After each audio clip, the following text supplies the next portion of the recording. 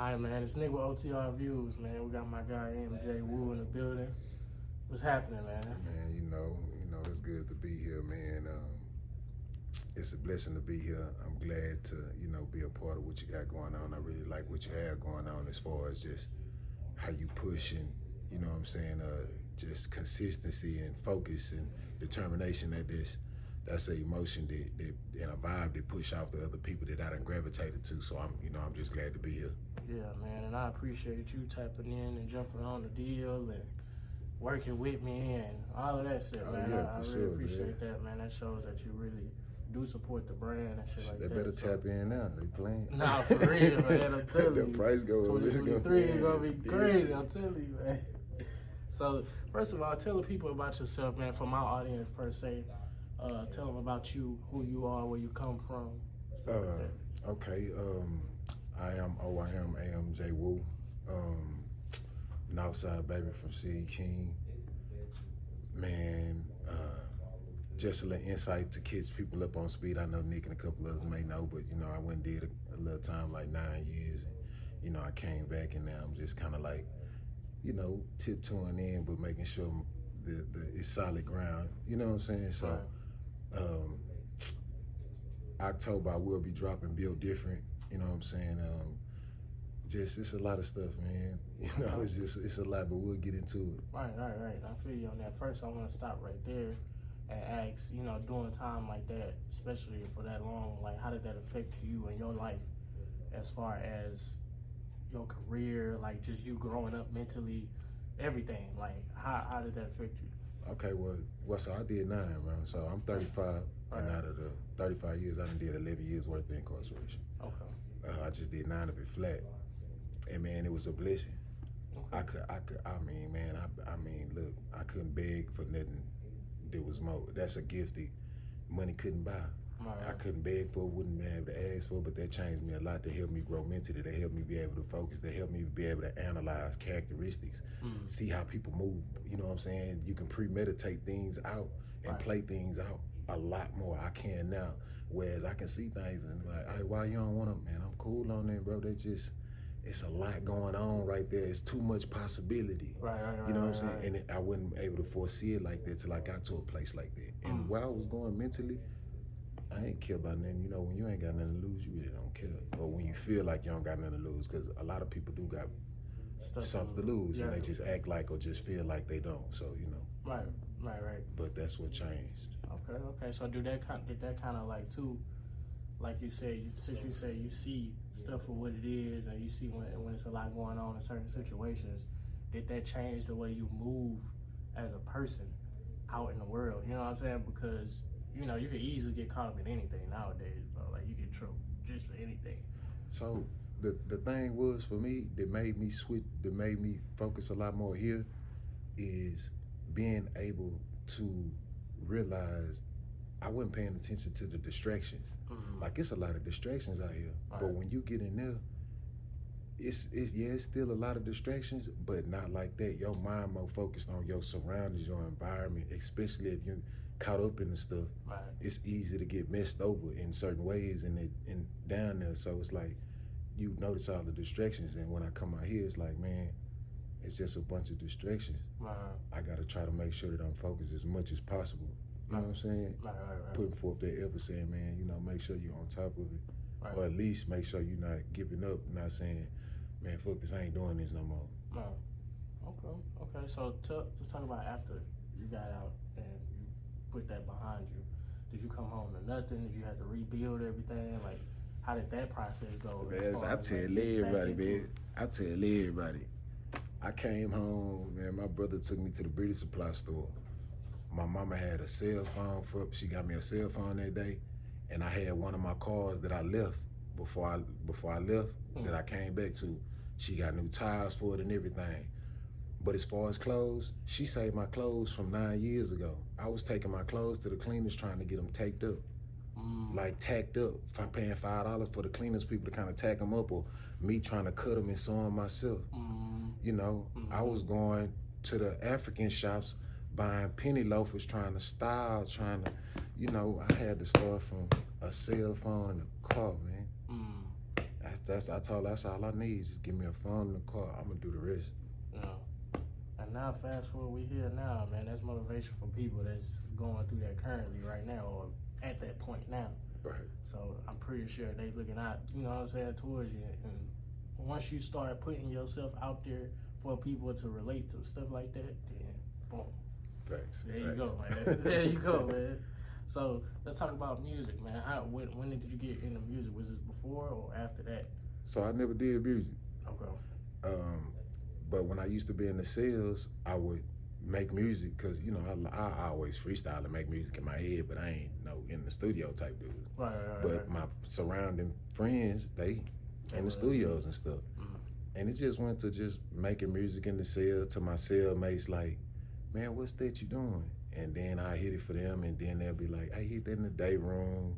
Mm-hmm. And it went from that to catch me in the hallway, man, hit that song for me. Or if we switch dorms and they're in another dorm, they'll fall out of place, like, hit that for me, listen to my boy. And that's just how it grew. And I had 9 years to do it like that. And I came home, and Alexander Asadi, I never forget me, Alexander Asadi at his house. And I was like, man, listen to this. And I just beat one of the songs on the table. And he was like, bro, you got to get in the studio. And from that day forward, he was like, man, I'll help you, pay whatever you, get you the info, all that. So, you know, it's a lot of artists like Expo, Schizo, C Green, Smurfzilla, Alexander Asadi, J.O. I mean, it's a lot of artists that done like, hey, we'll help you, bro. Right. We'll tell you who to, and we'll point you. That's how I got pointed in your direction. You know what I'm saying? Like, that's how I got pointed in Bruce Brain direction. Mac the engineer, you know what I'm saying? OG Bowser, you know, Cash Jundy. These are some of the people that's how I get pointed in that direction, because these people feel like, hey, you might can do something with that, bro. Right. But I drive trucks myself, so I came and I got that cert. I had to get that CDL. Yeah. And you know, this cool. I hope it do what it do, but right. I gotta get that for sure, bad, for sure. Right, definitely. And then you building on your career while doing that too. Right. So when you on the road and stuff like that, man, does that give you a lot of time to kind of think about stuff, process stuff, and kind of write music and just however your process is? Like now this crazy. All right, all this time I done spent writing music and sales and stuff, right? I find myself now wishing that I was driving and thinking of my music and writing my music out of any time that I'm thinking about my music. Like I feel, and I'm yet to figure out why it is. But I'm working on that for myself. Like, why is it that I feel so good listening to an instrumental driving on this road and making this music versus making the music, listening to the instrumental at the house, in a car, or anywhere else? Right. Okay. So how do you feel now, like, about yourself as far as like building on yourself and your goals? Like, how do you feel about that? Man, coming from where you came from, it's mandatory to put myself in a wealthy position, not rich but wealthy. You know, it just is. My dad really not here. You know what I'm saying? I mean, he here, but you know, and my sister's father, he's passed. Rest in peace. So I feel an obligation is like for me to be it gotta be bigger than me. I gotta do something. And then I got people I love. You got that feeling like you get some money and somebody asks you for $20, $30, it make you feel good to be able to give it. But I don't want to give nobody $20, $30. I want to be able to, hey man, I'll pay for your education. What you trying to do? Or boom, you want to do this? Let's do that. You know what I'm saying? Like that would make me feel good. I done got so out of tune with all this materialistic stuff that what make me happy is to see people I really love and really miss with tough, happy. So. Okay.